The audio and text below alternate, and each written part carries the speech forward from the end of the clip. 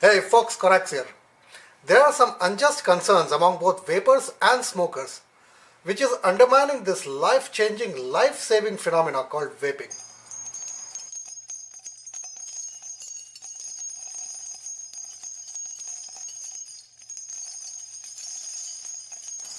See, what is the main objective of vaping? It is to keep the smokers away from the useless cancer sticks, saving their lives, helping them to quit. This is the only possible way to do so. This is the only savior. The only way a smoker can actually quit. We are live sitting examples of it. We could quit only because of e-cigarettes, vaping. But this useless journalism, backed by equally shoddy research, brings these unnecessary news items every few days in front of us, which makes the smokers go away from this useful way to quit their bad habit. Now, I have been asked many a times to comment on these, but more recently, one of my YouTube commentator, Rufus Vapers, I went into a conversation with him and I promised him that I'll talk about it. So my friend Rufus, this video is dedicated to you.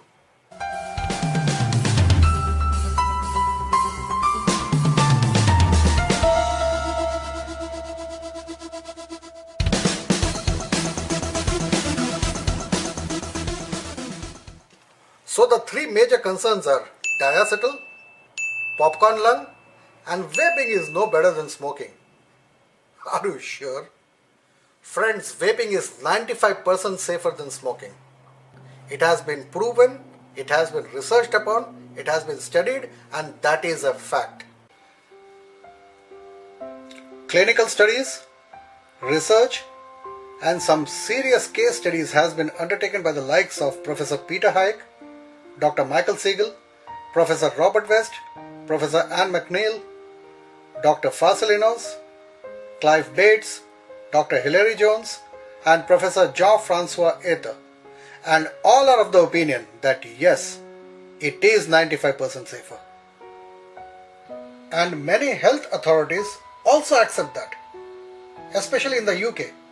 NHS said e-cigarettes could be a game changer in public health, in particular by reducing the enormous health inequalities caused by smoking. And here is what Public Health England said recently. Today, the government's own health watchdog, Public Health England, called for GPs to be given the right to prescribe them as part of a package to reduce the number of people dying from tobacco-related diseases. But unfortunately, public at large, and many smokers as well, think otherwise.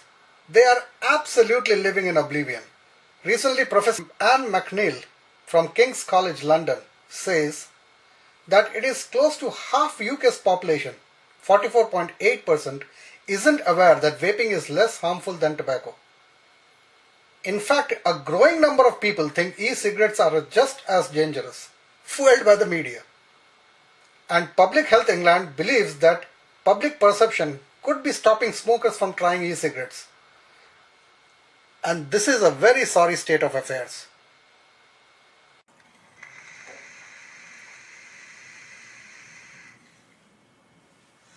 Friends, let me start with diacetyl. And by the way, this is linked to that popcorn lung as well.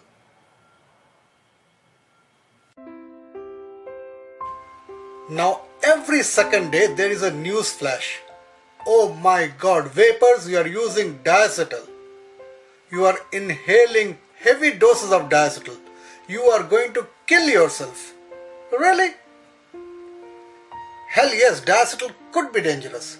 But remember, it is only a suggestive evidence.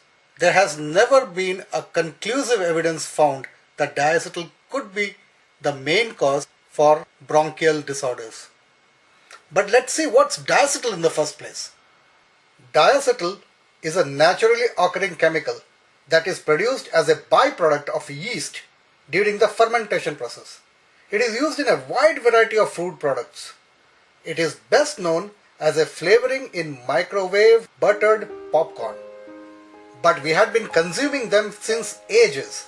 It is also found in potato chips, corn chips, crackers, cookies, chocolate, gelatin desserts, various syrups, frosting sauces, soft drinks, chewing gum, ice cream. The list is enormous. But yes, we had been eating them. Never was a case of problems being found by inhaling diacetyl until the popcorn factory worker case came up. But then again, the evidence has not been conclusive. It is understood to be one of the factors, but not conclusive, merely suggestive.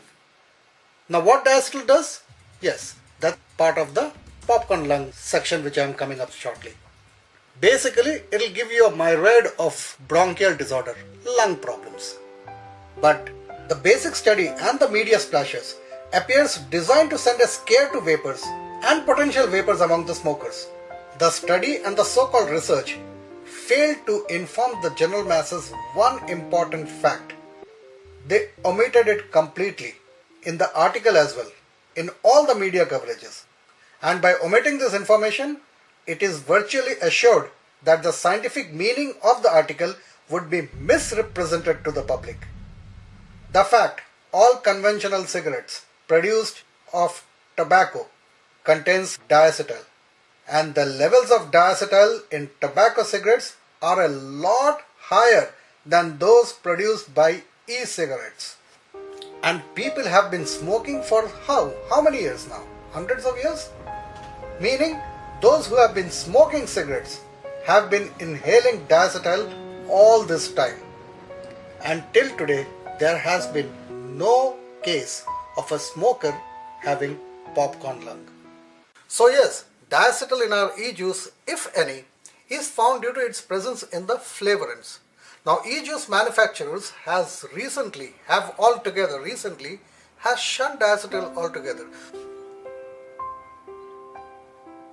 So it's a two-pronged useless concern.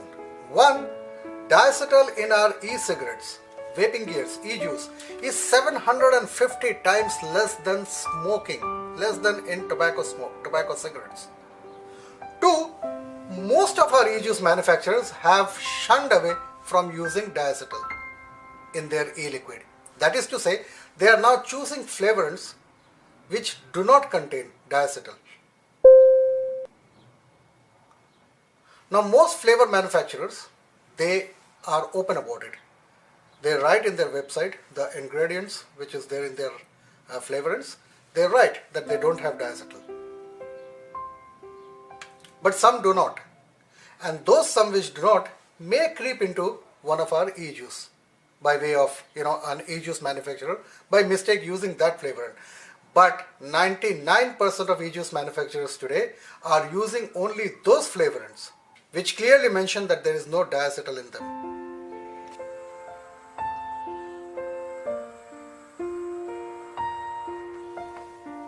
So friends, it is unnecessary exaggerating of facts, just sensationalizing the news. Diacetyl, even if it is present in our e-cigarettes, is of no actual concern. Zero. Like I said, it is 750 times more profound in the cigarettes. And we had been smoking cigarettes from what, 25-30 years? None of us died of diacetyl. And having that 750 times lower in e-cigarettes, no issues whatsoever. Now herein comes the issue of popcorn lung. Now what is popcorn lung? Well, it is called bronchiolitis obliterans. Wait a sec. Bronchiolitis obliterans. The suspected causal factor I have already discussed. Note the word suspected. It is diacetyl. Assumed to be.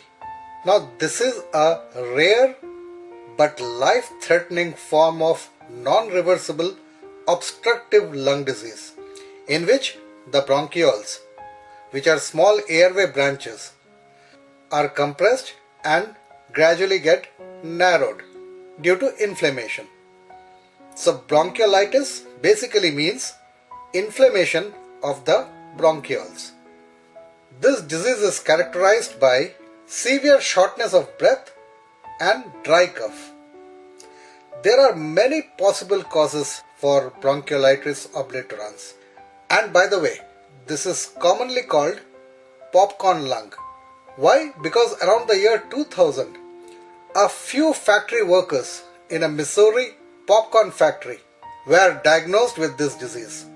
But like I said during the diacetyl discussion, health authorities actually could not pinpoint the main causal factor for bronchiolitis obliterans. But since diacetyl was one of the major inhalant in that surrounding atmosphere environment, it was thought to be the main factor. However, bronchiolitis obliterans can be caused due to the exposure of toxic fumes including sulfur dioxide, nitrogen dioxide, ammonia, chlorine, thionyl chloride, plenty. There are many of, including various dyes, mustard gas, ozone and whatever. So you see, diacetyl is not the only factor. There can be many things else. So in this study, Dr. Siegel found that the worst tested electronic cigarette had 85% less diacetyl than the worst tested tobacco cigarette. Go figure.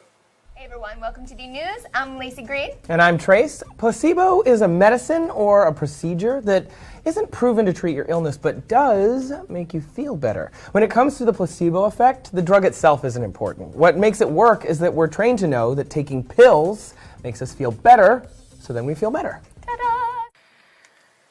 So this Harvard study also proved that diacetyl, if any, in electronic cigarettes is way minimal, at max 9 micrograms found in electronic cigarettes, whereas in tobacco cigarettes, when we were smoking, it was 6,718 micrograms, and we are still alive.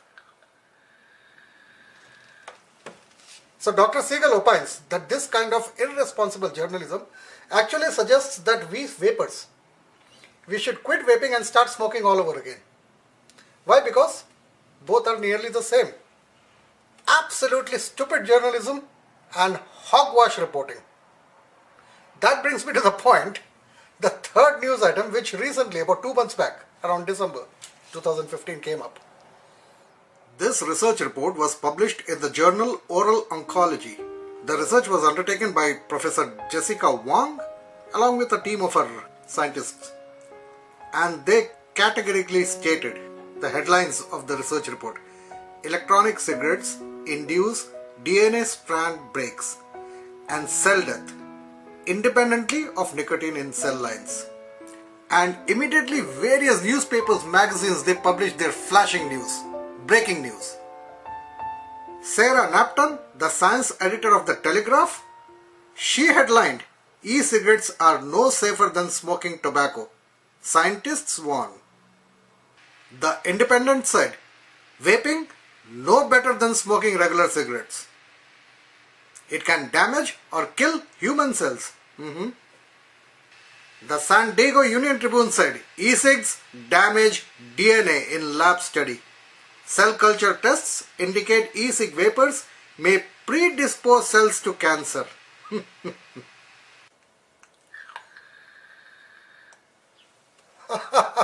So based on the study, they say that e-cigarettes are no better than smoking. And mind you, the research is totally flawed. Misrepresentation of facts. They have willfully hidden the truth that these tests were also done on cells which were treated with tobacco smoke. This research report and the accompanying media stories should be touted as the most dangerous, irresponsible and ill-informed piece of health journalism of 2015. Why? There are many glaring omissions in this report. In the research itself, let me give you a few. First and foremost, you should understand that this is all lab-based, using cell cultures, and tells us nothing what actually might happen in real humans.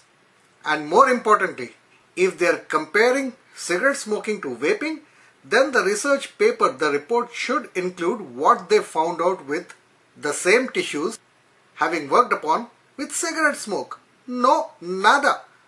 It absolutely doesn't talk about it. It only talks about vaping and the effect of vapor on the cell tissues. The paper describes how the human cells, were treated with electronic cigarette vapor every 3 days for up to 8 weeks. So you should understand that they would be doing the same thing. Every 3 days, 8 weeks, the same cells with cigarette smoke, right? Nope. Why? This is the funny part. As Dr. Wang herself says, because of the high toxicity of the cigarette smoke extract, the samples of each cell couldn't live more than 24 hours. But remember, the cells were living for 8 weeks while using vapor from electronic cigarette. So you get it? Do you get it? Cigarette smoke was applied to the cells for much lesser time than the vapors from electronic cigarette, at max 24 hours. And within 24 hours, the cells died. So which is worst? Cigarette smoke or vapor from electronic cigarettes? She says it was impossible to do the experiment with cigarette smoke. Why? Because the cells died.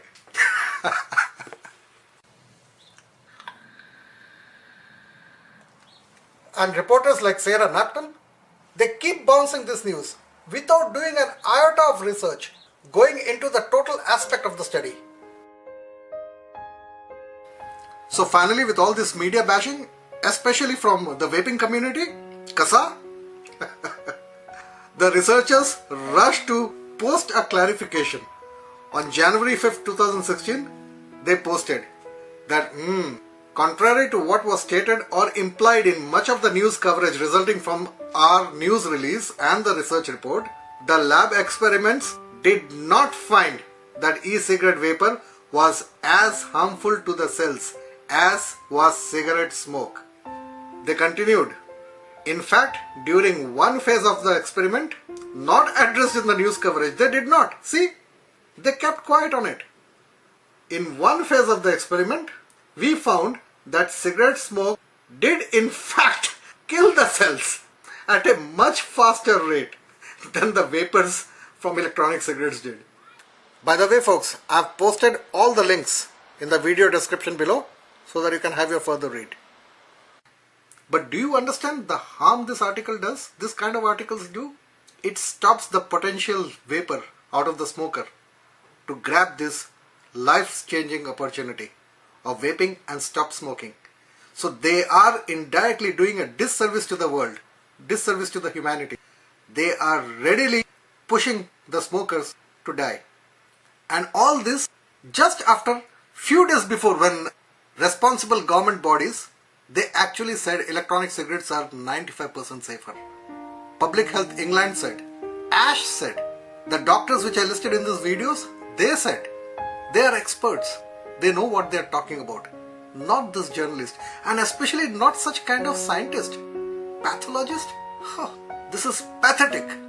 There's clearly research that has been done. Is it just not in-depth enough? This is misreported research. There seems to be a great hunger for bad news about e-cigarettes. There's a lot of interest, of course. This is a disruptive technology. They are competing against a very rich tobacco industry, and there is all sorts of misreporting going on. The studies you mentioned actually did not compare normal smoke with vapor. Newborn mice were exposed to, were exposed to very high concentrations of vapor for a long period of time, and it created some damage, which does not really reflect anything which is happening to humans who vape. And there was no comparison with cigarette smoke.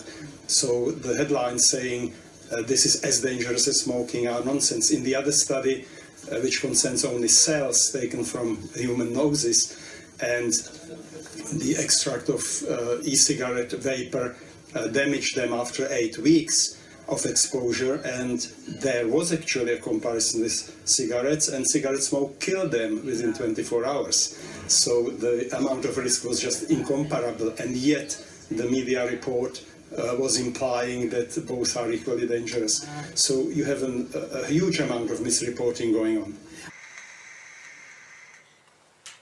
So with that clip, let me leave you with this note, friends. Yes, vaping is not 100% safe. Nothing is. Sitting on a skyscraper and working your ass out is not safe. Flying, not safe. Driving your car through rush hour, not safe. Visiting third world countries, not safe.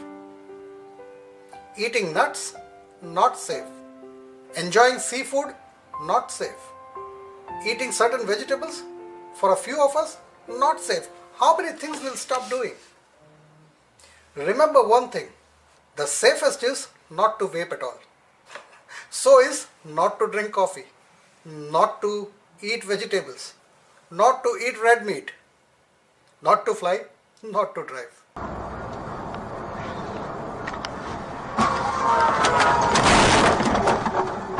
So we have to weigh our options, friends. It has been proven that vaping is 95% safer than smoking. I believe it fully, I live by it. So it is about choosing the lesser evil. It is not harm elimination. This is harm reduction. So what do we prefer, cigarettes or vaping? And if we could quit cigarettes, we would have. This is the only way. Thank you for watching, friends. Hope you enjoyed it. Subscribe for more. Ciao.